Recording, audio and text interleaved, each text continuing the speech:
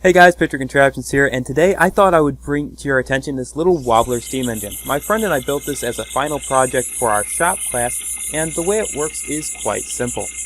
As the steam engine rotates, it aligns the cylinder with one of two holes. One of them contains high pressure air, coming from a compressor in this case, or your steam engine boiler.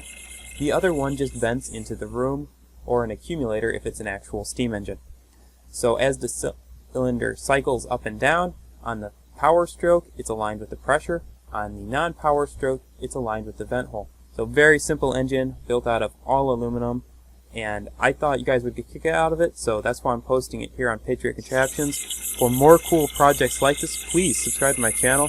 There's a lot of cool projects up there, including cardboard boats, homemade juggernaut suits, and homemade bicycles. So be sure to subscribe to not miss out on the latest videos. Also, big shout out to my friend for helping me build this. Thanks a million, man.